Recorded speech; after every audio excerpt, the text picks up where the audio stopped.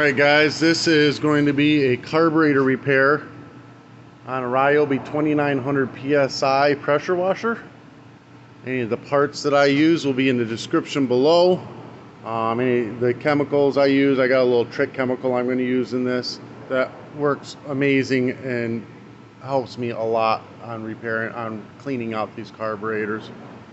Will all be on in the description below. Just click on the link. Alright, here we go. First thing we're going to do is pop this cover off. Air filter seems nice and clean. We've got two 10mm nuts. Pull them out. This choke arm should pull straight up.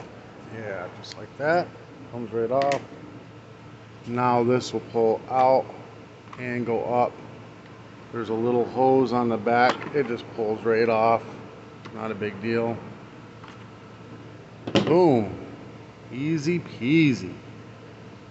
Alright, so I'll put a replacement carb in the description, but you'll have to pull this out. It just pulls straight out, pull this out, and then put this in the new carburetor with the new carburetor's flap right into it. And that's going to be something you'd have to do. But most of the time, and I mean 90% of the time, you don't have to replace the carburetor. You just, clean it out, just like I'm doing. You don't even have to rebuild these. 90% of the time, everything's fine inside. It's just dirty. We're going to grab this little spring right here. Let's see if I can get a good view of it.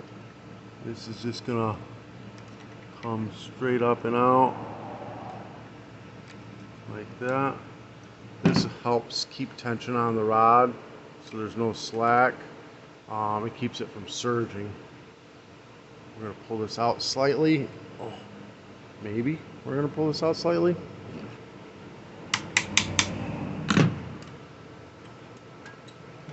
I may even be able to find this engine. I guess we're not going to pull this out slightly. We're going to throttle this up. Push this in a little bit and then pull it straight. It goes straight up and out of it. There's a little hole down in there. And that gets that off. Now we're going to go ahead. We're going to take this hose clamp off the fuel line. Give the line a little twist. Before you go to take it off, try to get it to break free. It's been on there a while. There it goes. It's broke free. And then just work your way off. Let me get a container to drain this tank in. And then just go ahead and drain the fuel. I use a clear empty water bottle for the first bit of it, just so I can see what color the gas is, see if there's any water in it. Just kind of give me an idea what's going on. We want to drain this gas completely out of this machine and then put fresh, brand new gas inside of it. And that drain out. I pulled on this at the same time as tapping it, and it broke it free. Now it comes off. Pulling it out slightly makes it easier to get this on and off, the throttle arm on and off. So it slides right in, slides right out. Makes it easier. Flip it over. Go ahead. You'll see fuel draining out of there. Look for water or anything.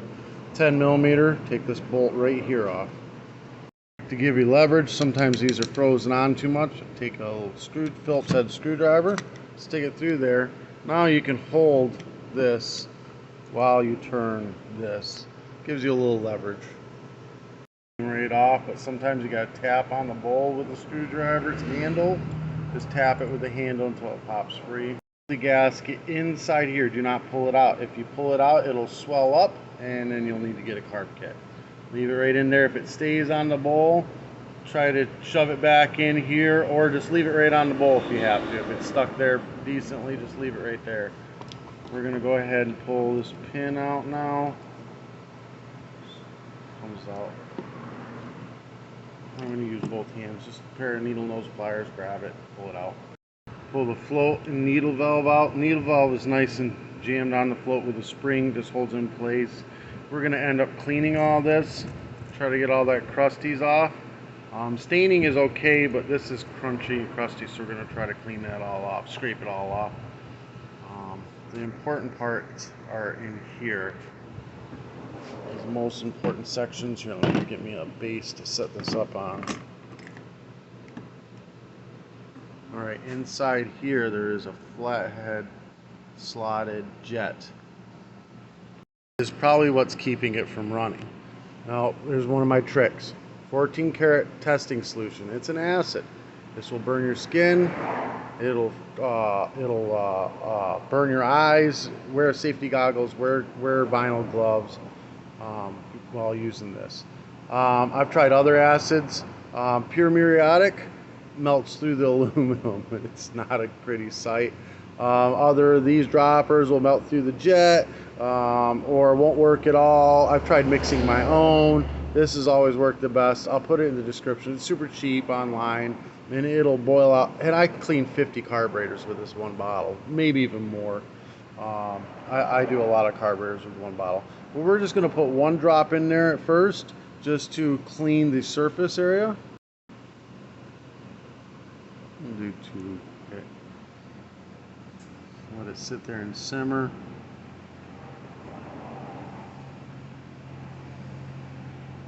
This is going to just clean up the thread area a little bit, clean the surface area up a little bit so that it's easier to take out. If it starts stripping when you go to take it out, just stop and just use the acid to clean it out.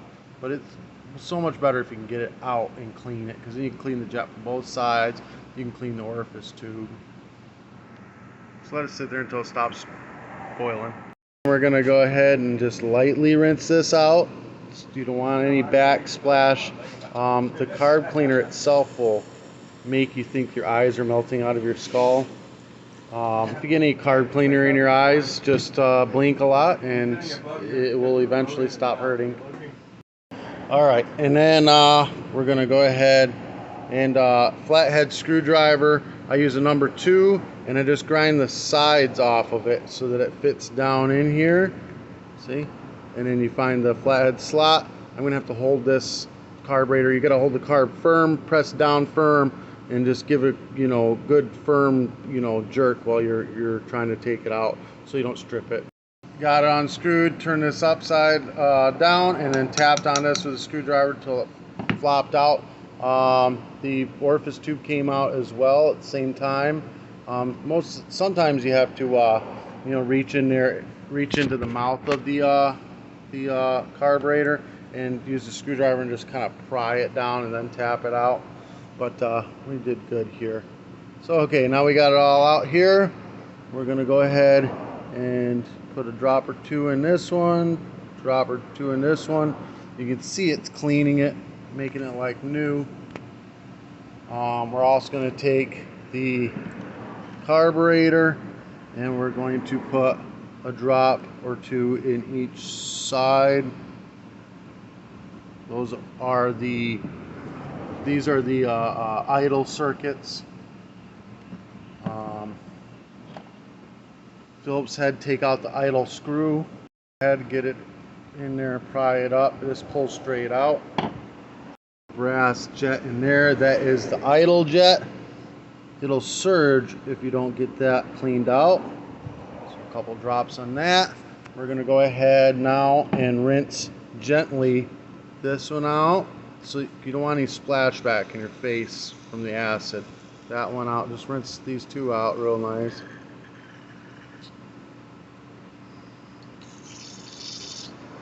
And rinse out the orifice tube gently and the jet gently. Now we're going to go ahead and flip these over. Let's see if we can get this one to stand. There we go. And we're going to rinse this one out gently.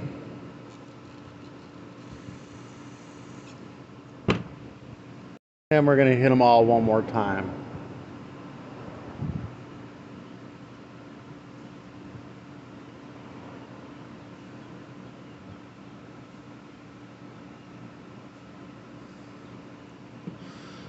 And just let them simmer.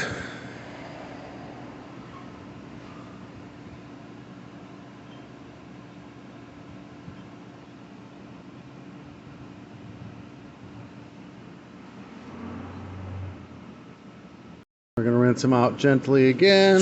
Oh, that's not gentle.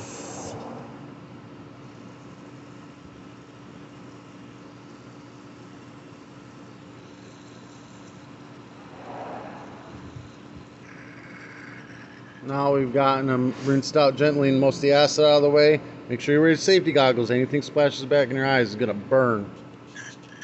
Give it a good hard burst through there. Good hard burst through here. And same with this one and this one. And same with this little idle jet. Hard burst through them. I got to hold those ones though to do them. All those are nice and clean. And we're going to clean and scrape any of the debris and stuff. Just make sure any staining is okay. Like this is just stained. We're going to just give it a good scrub and rinse. This we're going to try to scrape as much off as we can. A little flathead screwdriver and carb cleaner. Top of the bolts, there's a bunch of crap in there. You got to scrape that out. Inside the bowl, make sure all that's scraped out and freaking rinsed out really well. Make sure everything's just good and clean. Do not use acid. I know that this is brass in here. Do not use acid in that. You'll etch it out and it'll leak. But clean it very well with carb cleaner or brake cleaner. It'll spray through both sides. Make sure it's flowing perfectly fine. We're going to go ahead and clean all those parts now. I'm going to go ahead, put the float back in. The pin, hold the float. The needle valve just slides right in that hole. Put the pin in. I'll need 2 hands probably for this part. Oh no, it slid right in. Look at that. Orifice tube goes in flat side up,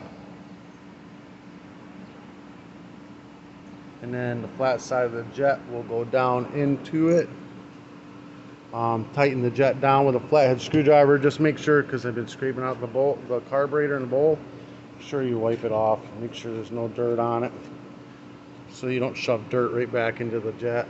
Goes on with the drain screw going the opposite direction of the fuel inlet, and then tighten that on with the bolt that was scraped and cleaned. Remember, staining is okay, it's just get rid of the chunks. You don't want it to clog your jet. Tighten that down.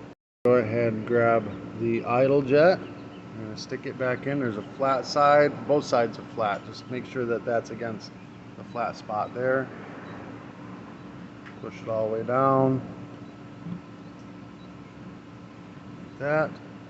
This go. Oh, wait a minute. Oh yeah. Okay, that goes. Idle screw goes right in on top, and you're just going to go to the halfway mark on this. These don't really idle; they're just full throttle all the time. So just go to the halfway mark on this idle screw. Go ahead and slide the carb on. We're going to put the throttle arm back in place, and then, you know, it just slides right in, and then throttle spring, this just puts tension on it again so it doesn't surge. Very important to put it on there. You don't want surging. Make sure your tank is completely cleaned out before you hook up your fuel line. Make sure there's no water or dirt inside of it. Then you're going to hook up your fuel line, stab it on all the way down in, and then grab the clamp, put it in place. We're going to put this back on, the hose back on. Go up onto the choke arm like this, and then line up the bolts that hold it all in place like that. 2 10mm nuts, pop them on. Look at the choke arm, there's a flat spot. You look in here, there's a flat spot. Those two line up and it pushes on, run, choke. You can also look in here. If that flap is closed, it's going to aim towards the choke side. If it's open, it's going to be to the run side. All right, air filter on. 2 hands. Filter cover just stabs in here, pushes on till it clicks in place. Oh, 2 hands. Oh, there it goes. It's on. Just fire it up for a second to make sure it runs. Don't run it without water or you'll burn the pump up. You can run it for a second without water, that's fine. But if you want to run it more, just put the water on. Always check your garden hose. I always turn my garden hose on before I plug it in, because if there's a bug inside your garden hose, it's going to go right in your pump, stop it from working.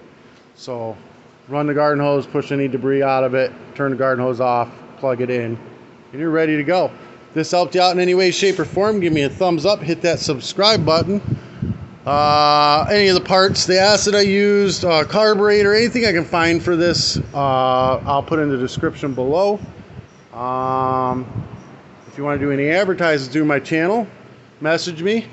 A couple of t-shirts and some cool stuff, tools or otherwise, will get you some advertising. Peace.